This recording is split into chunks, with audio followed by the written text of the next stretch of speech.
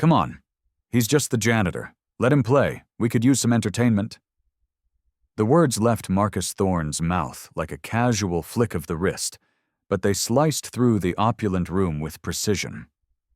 Laughter erupted across the penthouse lounge on the 95th floor of Horizon Global's Manhattan headquarters.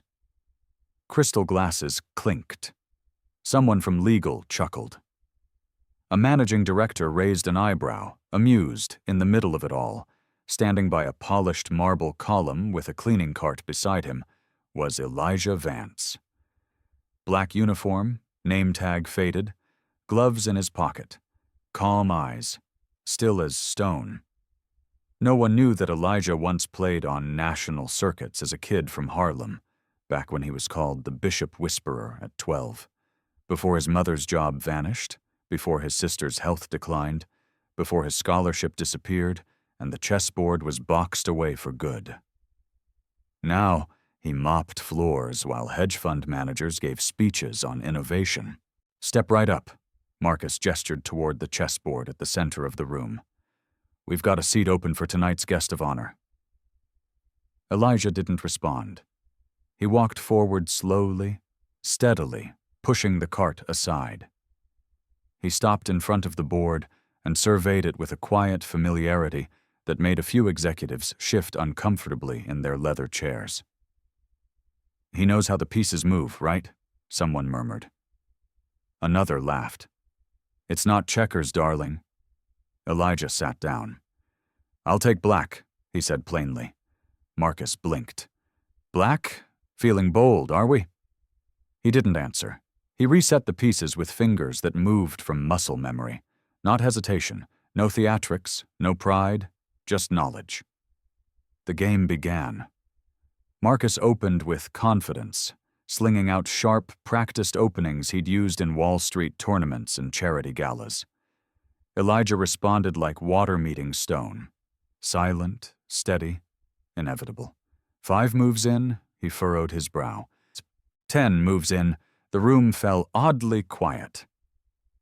At 13, he paused. At 19, his king was cornered. Checkmate, Elijah stood. Thank you for the game, Mr. Thorne.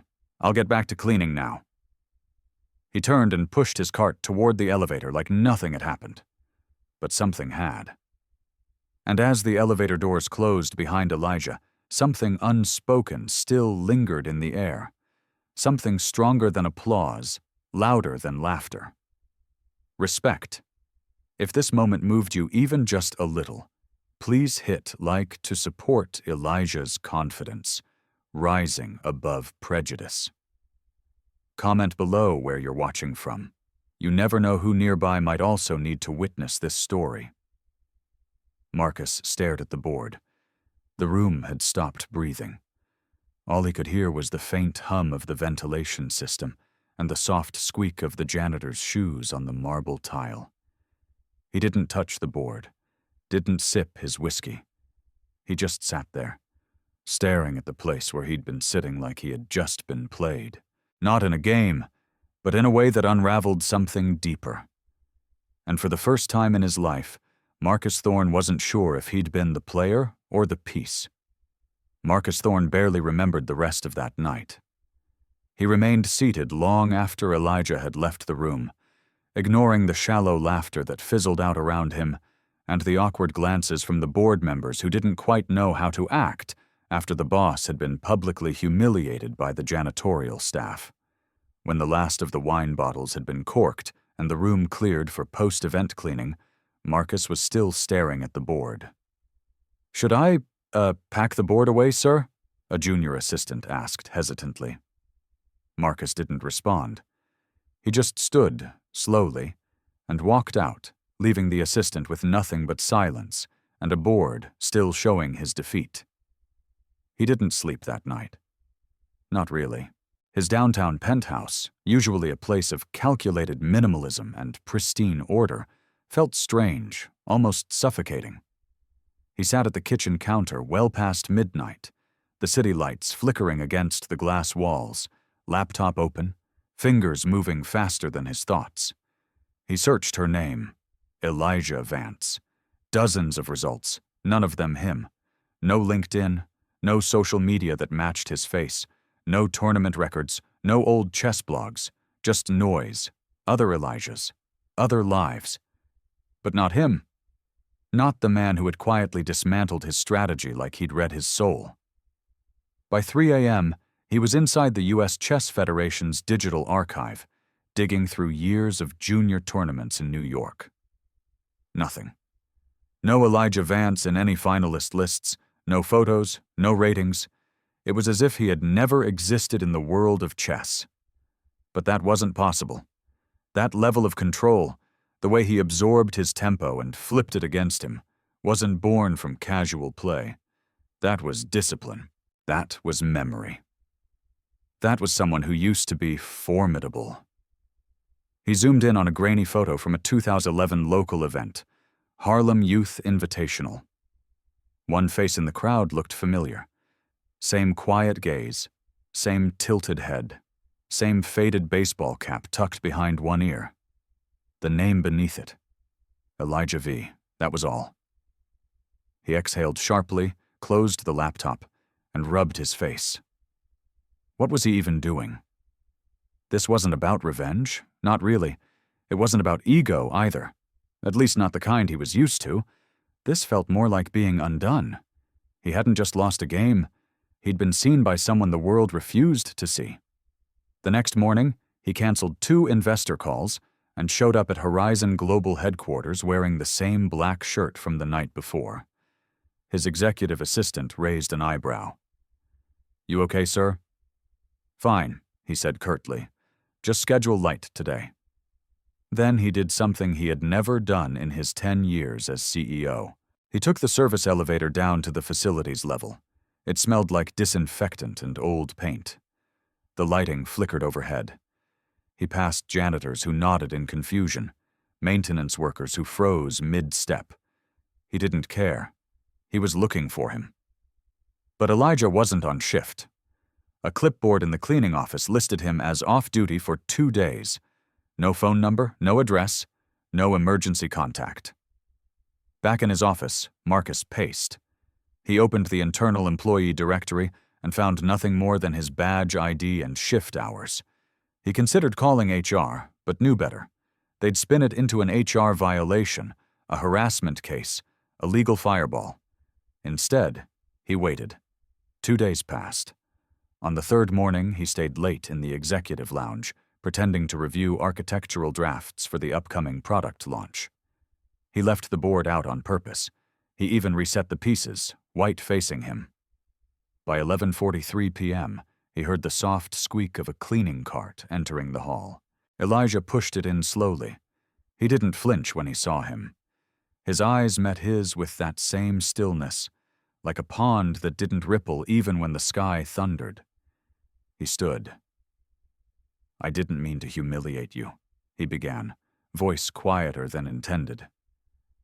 "You didn't," he said simply, pulling on gloves. "You asked for a game. I gave you one." Marcus cleared his throat. "You're good." "Used to be," he replied, wiping down the edge of a conference table. "A long time ago." He walked over to the board. "Where'd you learn?" Elijah didn't answer right away. He moved to a side counter and began spraying cleaner. "My mom taught me. She was a nurse, played in the community center with other parents after shifts. I used to watch. And tournaments? I stopped before high school." "Why?" He looked up. "Because hospitals don't run on dreams, and little brothers don't feed themselves." Marcus didn't know what to say. Elijah turned back to his cart. He stepped toward the board. "Play again? Not for show, just for me." He hesitated. "No audience, no jokes, no cameras, just us."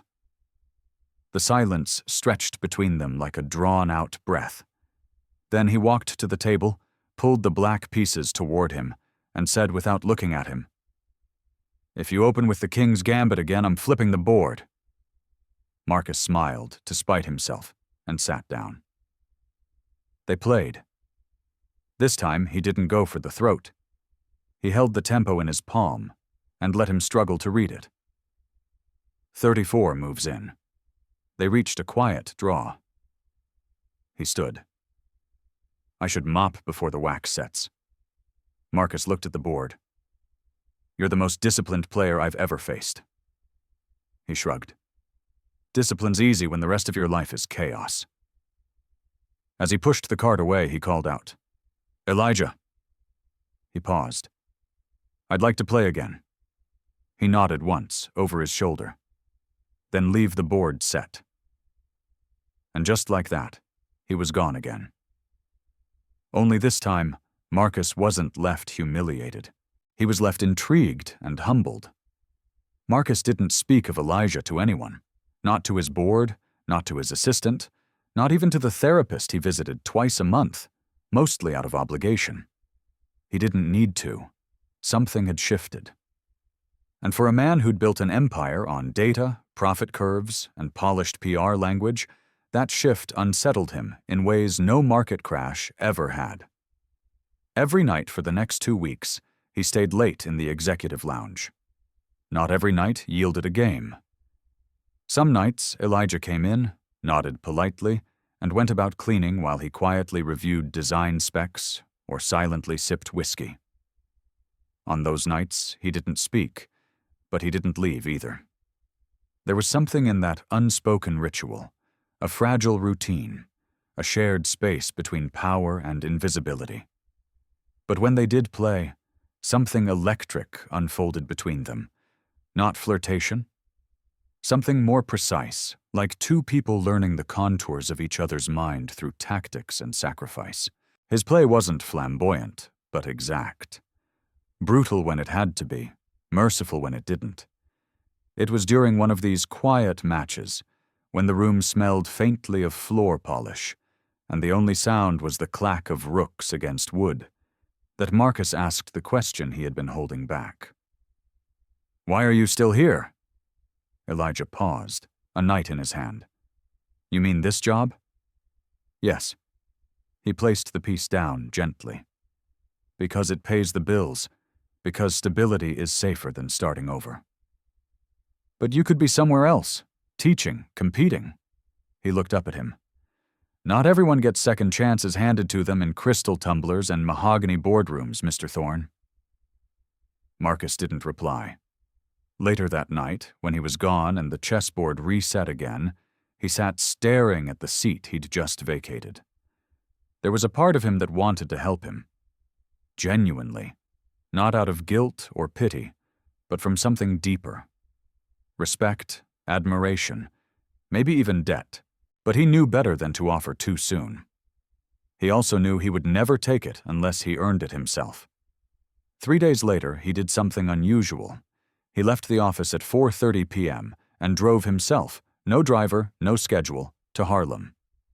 The neighborhood was where Horizon Global once claimed they'd build a community center, but never followed through. The streets were uneven. The lights blinked out too soon, and the old rec center near 125th looked like it hadn't seen a coat of paint in 10 years. But the moment Marcus walked through the cracked glass doors, he heard at the soft thrum of plastic chess pieces sliding across worn-out boards. He found him in a corner, coaching a group of kids barely old enough to tie their shoes.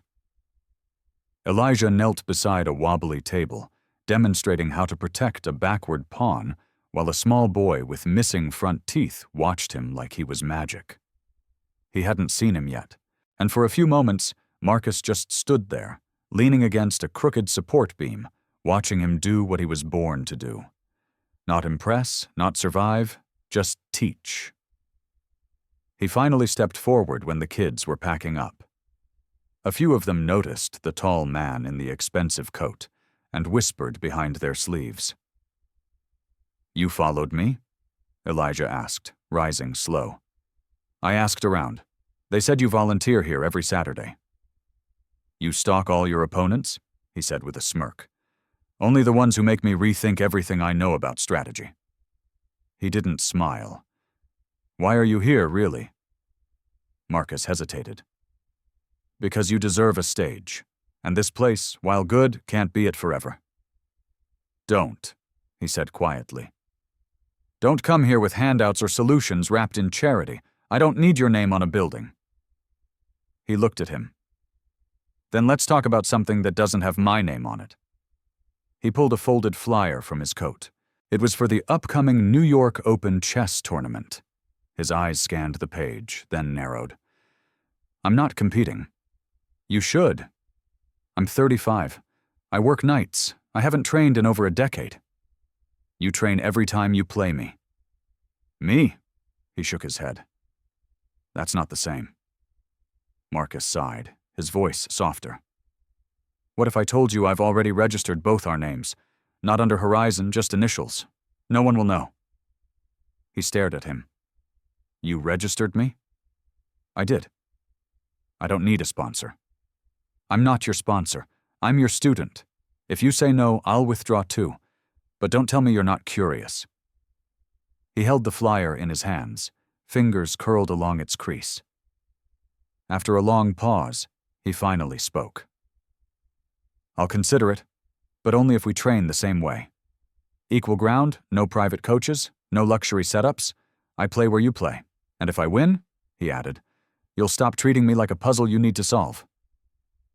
He nodded. And if I win? Elijah folded the flyer again, tucked it into his jacket pocket. Then you'll know why it's not enough to win.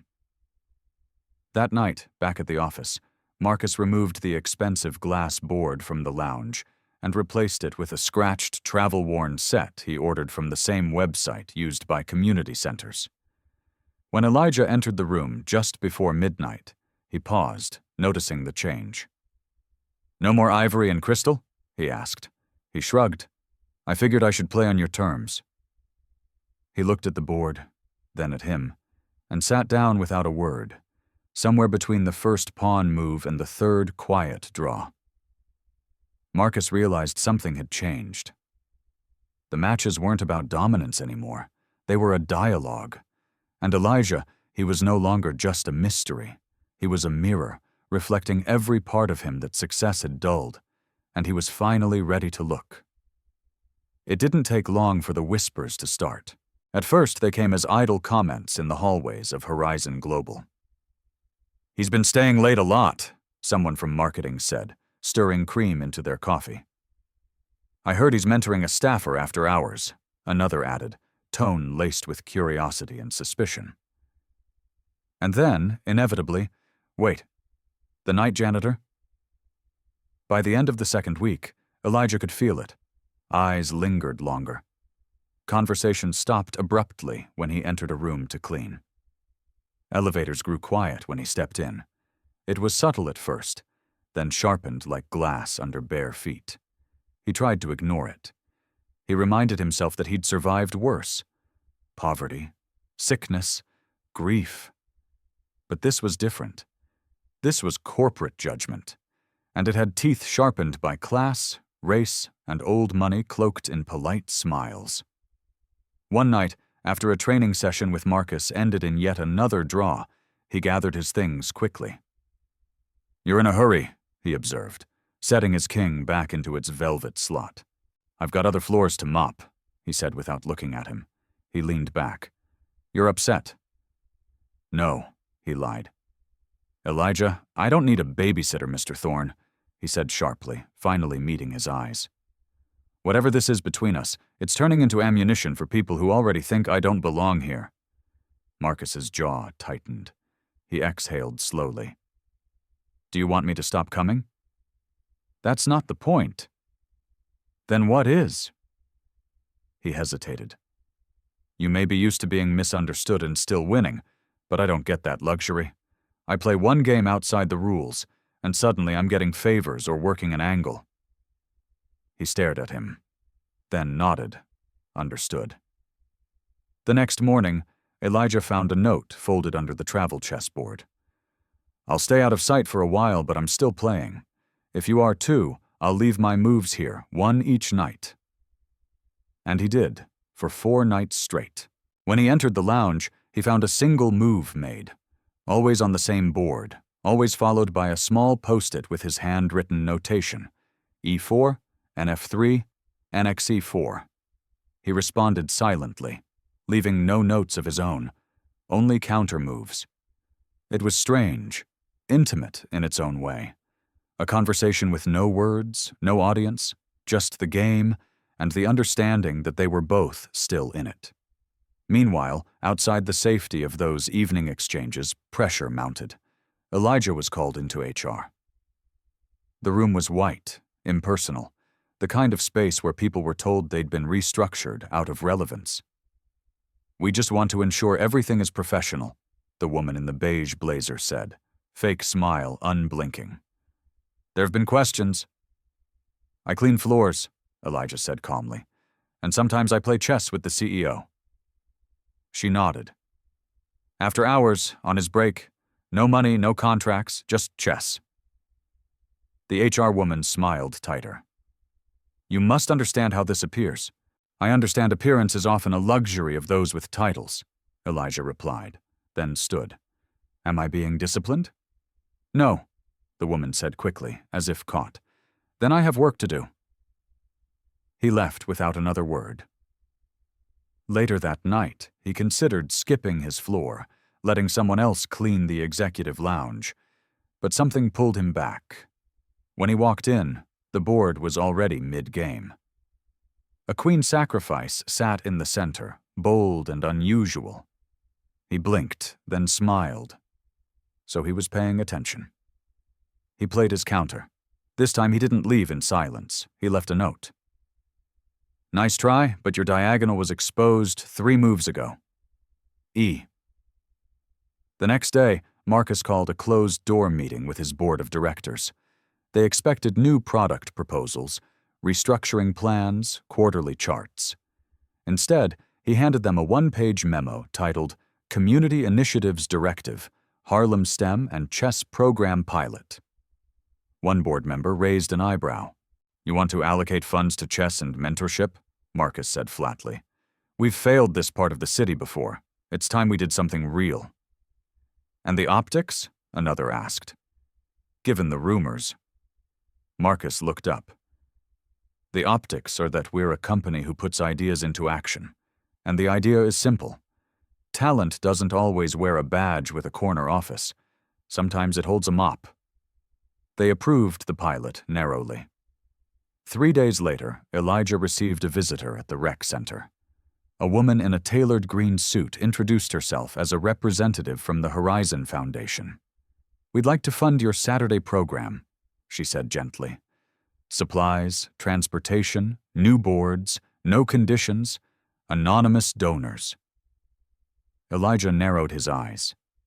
"Does this have anything to do with the man who always plays white?" The woman didn't answer, just smiled. That evening, Elijah returned to the executive lounge. Marcus was there, standing, not seated, hands clasped behind his back, as if he were awaiting judgment. He walked to the board, moved a piece, then sat. "So you're starting the game this time?" he asked. "I figure I've been letting you lead long enough." He smirked. "I had nothing to do with the donation," he added. "Of course you didn't. I didn't want to insult your pride." "It's not pride," he said, eyes on the board. "It's proof that people like me can get somewhere without being rescued." "Then let me offer a trade," he said. He glanced up. "You train for the tournament. I'll match you game for game. No coaches, no perks. Just you and me, 5 mornings a week before the world wakes up." He considered him. "You trying to get better?" "I'm trying to keep up." Elijah moved his bishop forward, then, "Stop talking and start playing." And just like that, the game resumed. 2 players, 2 worlds, and 1 board that was never truly even until now. The alarm went off at 4:45 a.m., piercing the stillness of Elijah's small apartment like a blade. He reached for it blindly, silencing the sound with a practiced slap before sitting up. The apartment was quiet, still heavy with the scent of last night's peppermint tea and worn-out floor polish from his uniform. By 5:15, he was walking through the Harlem streets, bundled in a windbreaker too thin for the New York cold, holding a battered canvas bag with one wooden chess set and a thermos of weak coffee. His fingers ached, his eyes burned, but his mind was already calculating, both moves and meaning. Marcus was already seated at the back booth of the cafe near 125th and Lenox. The place opened early for the commuter crowd, and no one seemed to notice or care that the CEO of Horizon Global sat sipping black coffee from a chipped ceramic mug with a man in janitor shoes. "You're late," he said without looking up. "I'm always late when you try to play that smug little Scandinavian defense," Elijah replied, sliding into the seat across from him. They didn't exchange pleasantries. No small talk, just opened the board and played. It became their routine. Every morning, 5 days a week, before the sun rose and before the rest of the city took shape, they played, they studied, they tore each other's openings apart. And in between, something like friendship began to slip through the cracks. Quiet, reluctant, but undeniable. He brought real books, real theory, Nimzovich, Polgar, Kasparov, but Elijah countered with muscle memory, street matches, intuition sharpened by instinct rather than textbooks. He played like a fighter in the ring. He played like a tactician in a boardroom. But somewhere in the middle, they began to trade roles. One morning, after he trapped his queen behind a careless pawn advance, Marcus leaned back and rubbed his temples. "I swear you're reading my thoughts." "I'm reading your habits," Elijah said. "You don't know how to be uncomfortable. That's your biggest weakness." He stared at him. "I grew up uncomfortable," he added, setting up the next game. "You grew up insulated. There's a difference." Later that day, Marcus walked into the main boardroom to find the head of communications waiting with a printed blog post. "You've seen this?" the woman asked, laying it flat on the table. He scanned the title. "CEO mentors janitor for chess tournament, progressive leadership or PR spin." Below it, blurry photos taken through the cafe window showed him and Elijah hunched over a board, one of them mid-laugh. "This wasn't sanctioned," the woman continued, her tone tight. "And the media's running with it." Marcus didn't flinch. "Good." "Sir." "I said good," he repeated. "They want to talk about real leadership?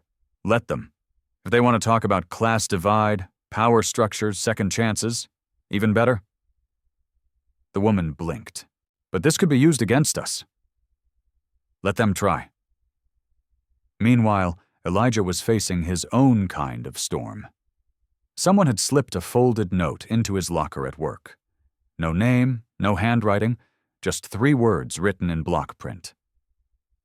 "Know your place." He crumpled it slowly, not out of fear, but anger. Not the explosive kind, but the kind that simmers until it boils at the worst possible time. That evening, he showed up late to the rec center. The kids were already finishing their tactics drills, and Coach Davis gave him a concerned glance. "You okay?" "I'm fine," Elijah said quickly, dropping his bag. "You don't look fine." "I said I'm fine." He snapped at one of the older boys for being too slow on a rook exchange. The boy looked stunned. Elijah had never raised his voice in months of teaching. After class, he sat in the corner of the gym, hands clenched into fists against his knees. Marcus found him there. He'd shown up unannounced, again. But this time, he didn't speak right away. He just stood near the bleachers, watching the flickering lights above them reflect off the scuffed wood floor. "You didn't show this morning," he said finally. "I know." "I waited an hour." "I know." He stepped closer. "Talk to me." He looked up, eyes burning. "You don't get to ask me to talk when you still get to walk into rooms and be heard without even opening your mouth." He blinked. "What happened?" "I got a note." "What did it say?" "Doesn't matter." "It clearly does." He stood. "People don't like what they can't control. You're used to being liked. I'm used to being erased. But right now I'm being noticed, and not for the right reasons. Marcus was quiet. I don't want to be your story, he added. Your redemption arc, your PR miracle. You're not. Then why does it feel like I'm standing in your shadow every time I try to step into the light? His face softened. Then step out. Elijah stared at him. You think this is about me, Elijah? I'm trying to get better because of you, not through you. You're not the footnote. I am, His shoulders dropped slightly. The fire in his eyes dimmed, but didn't vanish. After a pause, he said, The tournament's in 3 weeks. I need space. Focus. He nodded. Then I'll see you at the board. No more cafe, no more photos. He picked up his bag, slung it over his shoulder, and walked toward the exit. Just before pushing the door open, he turned back. If I win, he said, I want you to clap like I'm a stranger. He smiled. And if you lose? He didn't answer. He didn't have to, because deep down, they both knew he wouldn't. The tournament hall buzzed with quiet anticipation, the kind that didn't need sound to feel loud. It was housed in a renovated hotel ballroom in downtown New York, with fluorescent lighting and beige walls that still carried the scent of old carpet glue. Rows of folding tables were lined up like soldiers, each one topped with regulation boards, plastic clocks, and half-open scorebooks. At one end, a long banner read, New York Open Chess Championship, sponsored by New York Chess Federation. Elijah stood near the entrance, clutching his player badge like it was a grenade. He wore a simple navy polo, slacks, and the same worn sneakers he always did, though he had scrubbed them until the rubber gleamed. Around him, competitors milled about. Grandmasters in sharp suits, teenage prodigies glued to tablets, a few middle-aged hobbyists adjusting their spectacles. He didn't fit, and yet he'd never felt more like he belonged. From across the room, Marcus Thorne stepped in, not in a tailored suit this time, but in a gray hoodie and jeans, just another name on the list. He didn't approach him. He nodded once. He nodded back. It was enough. Elijah's first match was against a middle-seated club player from Brooklyn. He underestimated him immediately, offering a condescending smile and attempting small talk about how brave he was to compete. He crushed him in 27 moves. His second game was tighter. A young man who played fast, aggressively, recklessly. Elijah didn't take the bait. He slowed the tempo, broke the attack in half, and counterpunched until the guy's clock bled out. By the end of day 1, he was undefeated. But the whispers followed. Between rounds, Elijah passed a group of spectators near the refreshments table. One leaned toward another and muttered, Is that the janitor from the Horizon thing? He's not really self-made, the other said, sipping coffee. He's got backing. You know how these narratives get built. Elijah kept walking. He was used to being erased, but now they were rewriting him.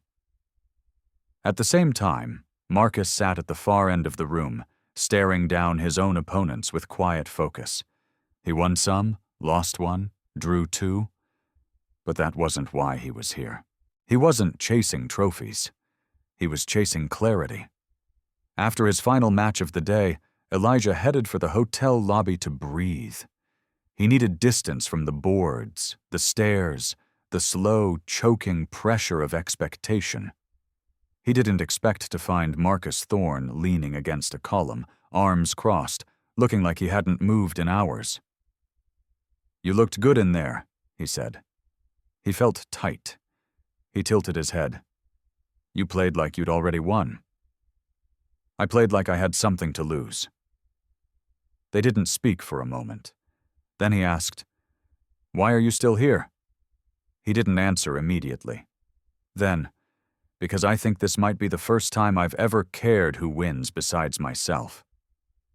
He gave him a look. Okay, he amended. Maybe second time. Elijah sat on a bench, dropped his bag at his feet, and leaned forward. "I heard them talking." "Let me guess," Marcus said, sitting beside him. "You're a PR invention, a Cinderella story designed to distract from Horizon's latest tax filing. Something like that." He looked ahead. "I can't stop them from talking, Elijah." "I don't need you to," he said. "I just need them not to matter." He nodded. "Then play tomorrow like they don't exist." "I intend to." He stood, but before he walked off, he said, "You said you cared who wins. You'll clap, right? Like a stranger." He smiled, loud enough to embarrass myself. The second day moved like a pendulum swinging too fast. Elijah's third-round opponent was a former college champion with a reputation for trash talk. He opened with the King's Indian and threw jabs between moves, commenting on his posture, his hand speed, even his hair. He didn't react. By move 14, he had sacrificed a bishop for a central pawn. By move 23, he realized the trap, too late. "Check," he said calmly, moving his rook. He scowled. "That's not check." He raised his eyes. "Look again." He looked and froze. A beat passed. Then, "Checkmate." He signed his score sheet. He didn't shake his hand.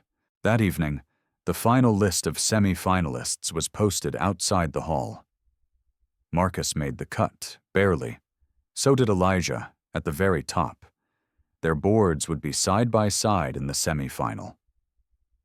As he stared at the list, someone walked past and muttered just loud enough. "If he wins, it's because someone let him." He turned toward the voice, but no one stood still long enough to claim it. He didn't sleep that night. He lay in his hotel bed, staring at the ceiling, wondering if he was chasing victory or just running from the feeling of being less than. When he walked into the tournament hall the next morning, everything was louder, sharper. Cameras, reporters, the buzz of finality in the air. Marcus was already seated at board 3, ready to face a Latvian master with a brutal endgame style. Elijah's seat was next to his, board 4. Across from him sat a man he vaguely recognized. Tall, pale, suit tailored within an inch of its seams. He looked like a hedge fund manager. His smile never touched his eyes. He extended his hand. "Ready, Mr. Vance?" He shook it. "I've been ready." The clock started, and Elijah played. Not to prove, not to silence, but to breathe. He sacrificed early, drawing him into space he thought he controlled. He defended with precision. He attacked with timing. Every piece moved like a beat in a song only he could hear. 43. Moves later, his opponent tipped his king. A murmur rose across the room. From the corner of his vision, he saw Marcus lose his own match. But when he looked over at him, his face split into a grin wider than anything he'd ever seen him wear. He clapped, once, twice, then louder, until the whole hall followed. Reporters came forward. Officials handed him a crystal plaque. But none of it mattered. He looked at him, and he mouthed, "Like a stranger." And for the first time in years, Elijah felt not like a piece on the board, but the one moving them. The banquet room was too warm, too bright, and too full of people who had suddenly remembered Elijah Vance's name. He stood near the edge of the ballroom, fingers wrapped around a tall glass of ginger ale he hadn't touched. The Crystal Championship trophy sat on a small table nearby, surrounded by imported cheeses, hand-cut fruit, and men in tuxedos who said words like inspiration and representation without understanding either. Marcus drifted nearby, surrounded by foundation directors and executive types who all seemed to be trying to tie his name to his victory.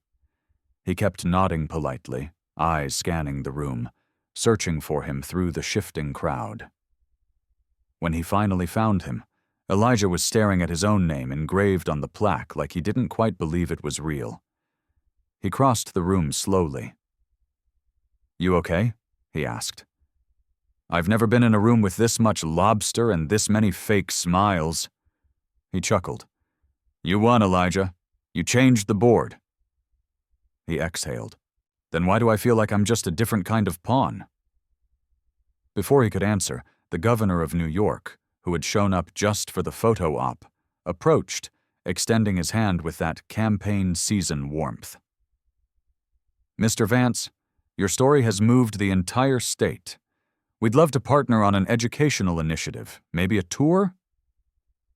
Elijah stared at him. You mean you want to put me on a bus and let me talk to classrooms full of kids about how I got lucky? The governor blinked. We wouldn't say lucky. You're exceptional. I was always exceptional, he said quietly. You just never noticed until now. He excused himself quickly. Marcus stepped closer. You didn't have to burn him like that. I didn't burn him. I lit the truth and let it sit there. Then he glanced up at him. I want to leave. Now? Yeah, can we walk? Without another word, he signaled to a staffer, left the trophy where it was, and followed him out of the room. They exited through the service door and stepped into the night. The city air was crisp, sharp against the skin, but refreshing. Like reality returning after too much illusion. They walked in silence for 3 blocks, turning onto a pedestrian path along the Hudson River, where the fairy lights from an old festival still shimmered across the water. I'm proud of you, he said finally. I didn't do it for you. I know. They stopped at a railing overlooking the water. The hum of traffic was distant.